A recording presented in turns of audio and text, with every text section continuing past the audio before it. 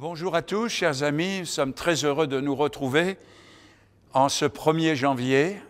C'est vrai que d'habitude, on a notre longue veille le 31 au soir, on reste ensemble jusqu'à minuit et on a l'occasion aussi d'avoir une agape fraternelle, mais avec les événements qui se déroulent, cela n'a pas été possible, mais nous avons quand même voulu garder cette pensée que nous terminons l'année dans la présence du Seigneur par la prière et que nous commençons l'année nouvelle également avec la présence du Seigneur dans nos vies. Nous sommes là pour manifester notre désir de marcher toute cette année avec le Seigneur et de compter sur lui, compter sur sa grâce et sur sa bonté. C'est vrai que quand je pense à l'année qui vient de s'écouler, alors je me pose des questions quant à l'année qui vient, parce que l'année 2020 a été une année tellement troublée que je pense que 2021 ne sera pas meilleur. Même si on nous promet monts et merveilles, nous savons que les choses ne s'emboîtent pas correctement. Aussi, je me suis posé ces questions au travers de ces événements. Je me suis dit, qu'ai-je appris pendant ces 9 mois, disons, de l'année 2020 ? J'ai appris qu'ici-bas, rien n'est jamais vraiment acquis. J'ai appris que tout est fluctuant, rien n'est stable. Tout peut changer d'un moment à l'autre. J'ai appris que je peux perdre ma liberté. J'ai appris que je suis fragile, que je peux tomber malade, perdre la vie, ça on le sait. Mais peut-être qu'avec les événements, on l'a ressenti d'une manière encore beaucoup plus forte. Je peux perdre même mon équilibre psychique. En un seul mot, je peux tout perdre ici-bas. Et en pensant à toutes ces choses, je me suis souvenu que pour cette année, il serait bon de se rappeler que Christ est le rocher des siècles. Jésus a dit de lui-même, il est le chemin, la vérité et la vie. Jésus-Christ est le même hier, aujourd'hui, éternellement.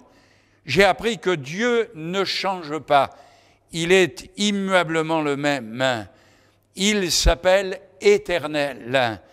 Vous savez que l'apôtre Jacques nous dit ceci, « Toute grâce excellente et tout don parfait descendent d'en haut, du Père des Lumières, chez lequel il n'y a aucune ombre, aucun changement, ni aucune ombre de variation. » J'ai appris et je me suis rappelé que la Bible est bien la parole de Dieu, inspirée par le Saint-Esprit. Et plus que jamais, je pense que pour 2021, il faut que nous revenions à nous confier en Dieu, à être renouvelés dans le désir de lui faire confiance et d'écouter les conseils que sa parole a mis à notre disposition. Quelles sont nos aspirations pour cette nouvelle année ? Quelles priorités voulons-nous fixer ? Quelle place aura Dieu dans ma vie ? Quelle place aura le service dans mon Église ? Voilà autant de choses, tant de questions que nous pouvons nous poser. J'ai choisi pour vous parler comme titre de prédication « Faites ce qu'il vous dira ». Pour les chrétiens habitués à la lecture de la Bible, ils savent que cette parole a été prononcée par Marie, la mère du Seigneur. On trouve ce texte dans Jean au chapitre 2 et au verset 5. C'est les noces de Cana, c'est un texte que tout le monde connaît, et ce verset nous dit « Sa mère dit au serviteur, faites ce qu'il vous dira ». Je pense avoir été inspiré par le Saint-Esprit en choisissant ce texte pour la nouvelle année. C'est un bon verset pour commencer et pour poursuivre 2021. Je ne sais pas si vous avez remarqué, mais à l'heure où nous sommes, on nous explique et on nous dit tout ce que nous devons faire. Toutes les recommandations viennent de toutes sortes de manières. Par exemple, on parle de distanciation, il faut se distancer les uns des autres. Il faut par obligation mettre le masque quand nous sortons. Il y a le couvre-feu, on nous dit à quelle heure on doit rentrer chez nous. Il y a aussi l'ouverture des commerces. On nous dit quels sont les commerces qui peuvent rester ouverts, ceux qui doivent fermer, à quelle heure on doit fermer, combien de personnes doivent être à l'intérieur. On nous a même expliqué que pour les fêtes de Noël et de Nouvel An, eh bien, il y avait un nombre de personnes à recevoir à la maison. On nous a parlé de 6 personnes, pas plus. Je suis quelque peu désemparé devant tout ce que l'on peut me dire de faire. Mais ça me fait du bien de savoir que ce qui est important, c'est de faire ce que Dieu nous dit. C'est de faire ce que la parole nous enseigne. Faites ce qu'il vous dira. Marie est présente à la noce. Et Jean, dans son texte, nous montre que Marie est heureuse de revoir son fils. C'est le début du ministère de Jésus. Il est entouré d'un petit nombre de disciples. Mais Marie, qui est une maîtresse de maison, a tout de suite remarqué qu'à la noce, il y allait avoir un problème avec un manque de vin. Et elle dira au Seigneur, ils n'ont plus de vin. Ils n'ont plus de vin. Elle s'est adressée à Jésus pour lui expliquer la situation. Moi, je pense que nous aussi, nous pourrions dire, Seigneur, ne vois-tu pas dans quelle situation nous sommes? Seigneur, ne vois-tu pas dans quelle situation est l'Église? Nous n'avons plus d'entrain, de joie, de paix, voire même, nous sommes angoissés devant les situations et la situation qui se présente à nous. Est-ce que nous ne croyons pas que Jésus connaît les besoins de chacun d'entre nous? Il savait, il n'y avait pas besoin, Marie n'avait pas besoin d'aller lui dire « ils n'ont plus de vin ». Il savait qu'ils n'avaient plus de vin. Le Seigneur connaît toutes choses. La remarque de Marie, pourtant, n'a rien d'anormal. Mais Jésus ne réagit pas selon les normes des hommes. Jésus discerne que Marie utilise sa qualité de mère pour le solliciter. Elle utilise sa parenté pour lui dire ce qu'il doit faire. Jésus n'a pas besoin de nos conseils, pas plus qu'il a besoin des conseils de Marie pour savoir ce qu'il doit faire. Mais voilà, l'Église catholique a fait de Marie cette femme qui doit intercéder, qui est l'intermédiaire entre Christ, son Fils, et les hommes. Mais ça, c'est une pure invention. L'Église catholique a fait de Marie la reine du ciel, mais la Bible nous montre que Marie doit tenir sa place, et c'est le Seigneur qui lui dira d'une manière très concrète. Jésus ne reçoit pas les ordres de Marie, il reçoit les ordres de son Père. Jésus ne reçoit pas les ordres des hommes, il reçoit les ordres de Dieu. Et nous pouvons donner des ordres à qui nous voulons, mais nous ne pouvons pas commander Dieu. Ça, c'est impossible. Il ne répond pas aux besoins de la noce en tant que fils de Marie, mais il répond aux besoins de la noce en tant que fils de Dieu, capable d'être exaucé dans sa demande de miracle. Et Jésus va dire à Marie, « Femme, qu'y a-t-il entre moi et toi ?» Je ne sais pas comment vous percevez la chose, mais je m'imagine la réaction de Marie. Pendant 30 ans, Jésus a été un fils parfait, soumis, obéissant, aimant. Elle n'a jamais eu à le reprendre. Mais Marie va comprendre d'instinct la réaction du Seigneur. Et elle va se retirer de la situation. Et ça, c'est frappant. Elle ne va dire ensuite que peu de mots, mais des mots tellement importants. Faites ce qu'il vous dira. Et ça m'a fait penser que Marie va orienter les regards des serviteurs vers Jésus. Elle va orienter les serviteurs vers lui.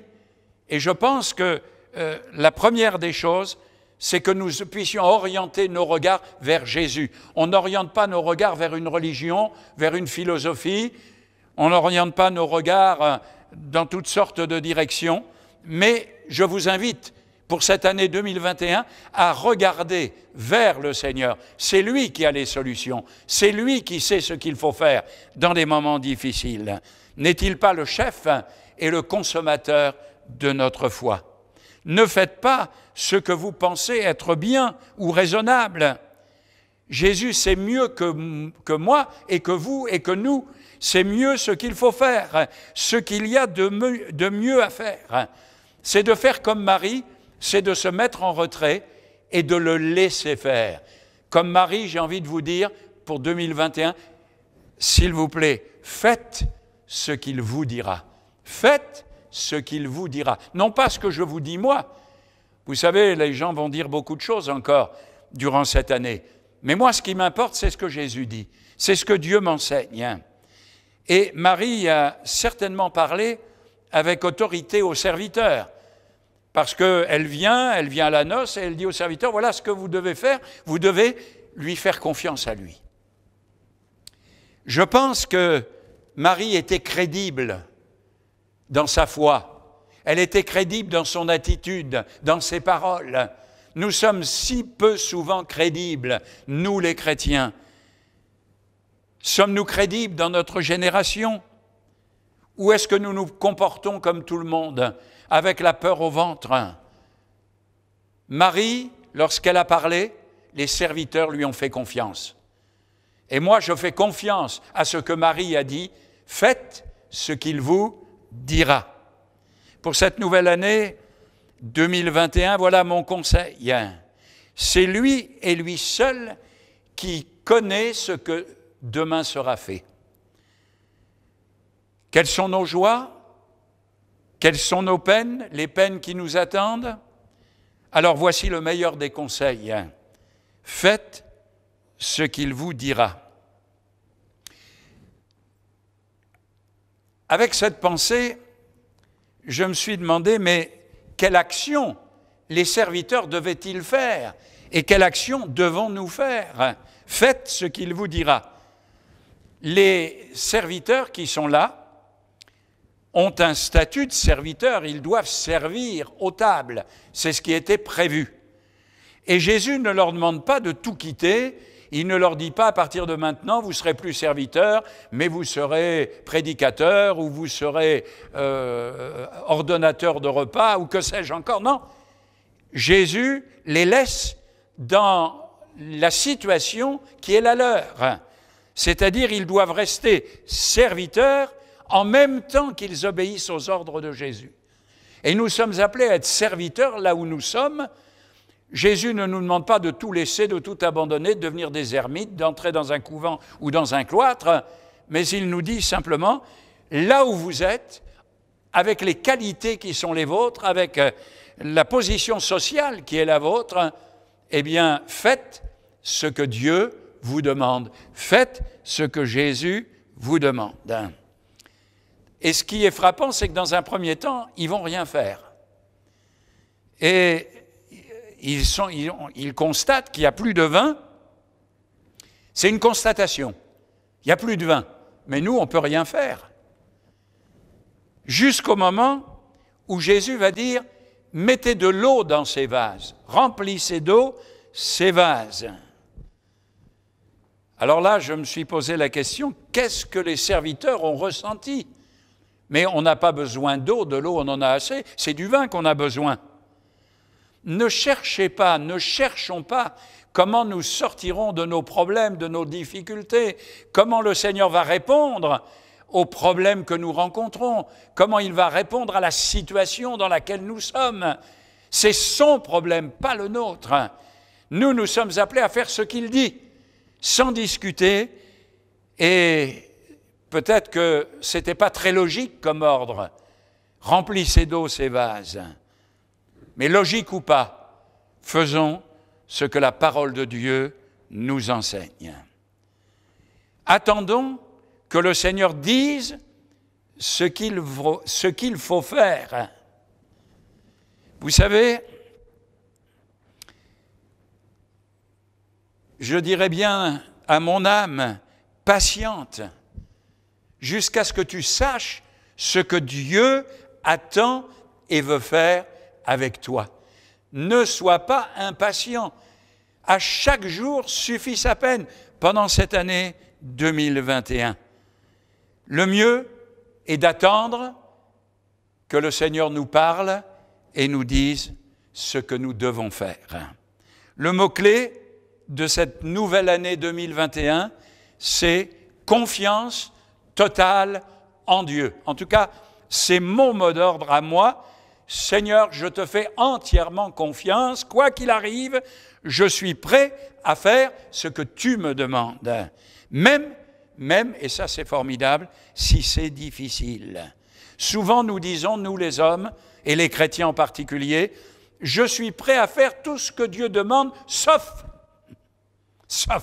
ou bien seulement si ça me convient. Mais Dieu ne nous demande pas de faire ce qui nous convient, il ne nous demande pas de faire ce que nous pensons, il nous demande de faire ce que lui va nous dire. Et ça, c'est quelque chose d'important. Et cette parole, eh bien, elle s'adresse à l'Église locale. Nous ne devons pas avoir une Église selon notre modèle, nos pensées, notre façon de voir, mais nous avons besoin de mettre en pratique ce que la parole de Dieu nous enseigne, toutes les directives qui ont été prévues pour l'Église et l'action de l'Esprit qui doit nous conduire et nous diriger pour cette année nouvelle. Cette parole s'adresse au cadre familial, comment parents et enfants doivent se comporter les uns avec les autres. Eh bien là encore, prenons la parole de Dieu et faisons ce qu'il nous dit et nous nous en porterons certainement très bien. Que notre prière soit « Seigneur, donne-moi la force de faire ce que tu me demandes. Ne me laisse pas le choix de faire ce qui me plaît, mais que je fasse ce que tu ordonnes. Seigneur, aide-moi pour cette année 2021 à faire ce que tu me diras. » L'obéissance est une obéissance personnelle. Nous savons souvent, nous, les hommes, ce que les autres doivent faire. Je ne sais pas si vous avez remarqué, mais on sait toujours ce que les autres doivent faire. Quand ils sont dans les problèmes, les difficultés, les peines, on dit « Ah, moi, à votre place, je ferai ceci, à votre place, je ferai cela. » Mais on n'en sera jamais à la place des autres. Et Dieu ne nous n'adresse pas la parole pour que nous jugions les autres, mais il nous dit à nous, faites ce que je vous dis. Vous, personnellement, l'obéissance, elle est personnelle, elle est une décision personnelle. Il arrive parfois que les chrétiens prennent de temps à autre des vacances spirituelles. C'est là la preuve qu'ils ne sont pas engagés et prêts à faire ce que Dieu leur demande. Plaise à Dieu que durant cette année 2021, nous puissions faire ce qu'il va nous dire. Et puis, pourquoi l'obéissance est-elle nécessaire? D'abord parce que d'obéir à Christ n'apporte que des bénédictions, n'apporte que des bienfaits. Et puis ensuite, c'est un honneur d'obéir à Christ, de faire confiance à ses paroles, à son sacrifice, à son œuvre.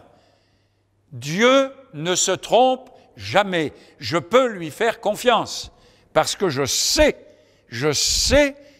que si je lui obéis comme un enfant qui est obéissant, Dieu se réjouit de mon obéissance et il me donne la grâce, la bénédiction, la vie dont j'ai besoin.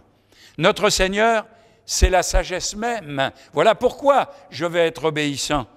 Parce que c'est lui qui peut me conduire sur des sentiers sûrs pour cette année 2021. Je ne sais pas si je la terminerai, mais une chose que je sais, c'est qu'il marche avec moi. Et ça, je veux absolument l'expérimenter. Il peut nous sortir des difficultés dans lesquelles nous sommes. Regardez, à Cana, puisqu'on a pris ce texte pour démarrer l'année, à Cana, il a sorti la noce de sa situation. Il a sorti la noce de ses problèmes et de ses difficultés. C'est incroyable. Pourtant, c'était simple, un peu de vin. S'il n'y avait pas eu le vin pour continuer, eh bien, les mariés auraient toute leur vie été au regret et toute la commune aurait parlé de cette noce où il a manqué le vin, etc. Mais Jésus va sortir la noce de sa situation. Il est capable de nous sortir de nos situations. Soyons-en persuadés et convaincus. Et puis, l'obéissance parce que notre avenir est entre ses mains. Il est notre espérance. Quel serait notre avenir sans avoir confiance en lui? Nous serons toujours gagnants en lui faisant confiance. Faites ce qu'il vous dira. Et j'aimerais parler maintenant du résultat de l'obéissance. On a vu ensemble ce qui nous est demandé de faire. On a vu ensemble pourquoi l'obéissance est nécessaire. Et maintenant, quel est le résultat de l'obéissance? Tout d'abord, quand nous obéissons, nous ne sommes plus responsables. Les serviteurs ne sont plus responsables, puisqu'ils obéissent à un ordre qu'ils n'ont pas émis eux-mêmes. Quand le Seigneur leur donne cet ordre, remplissez les vases, c'est Jésus qui devient le responsable. C'est lui qui est responsable de ce qu'il dit. Alors, même si on est venu parler aux serviteurs en leur disant « Dites voir, vous ne trouvez pas que c'est un peu bizarre votre affaire ? On a besoin de vin et puis vous êtes en train de remplir les vases avec de l'eau ?» Ben moi, je vois bien les serviteurs se tourner vers les gens qui les interpellent et leur dire « Mais c'est pas nous, c'est lui qui a dit cela, c'est lui qui a donné cet ordre. Nous, on fait ce qui nous a été demandé. On obéit à l'ordre de Jésus. Même si nous trouvons que c'est bizarre, les règles établies par Dieu sont celles qu'il nous faut suivre, même si par moments elles ne sont pas à notre goût.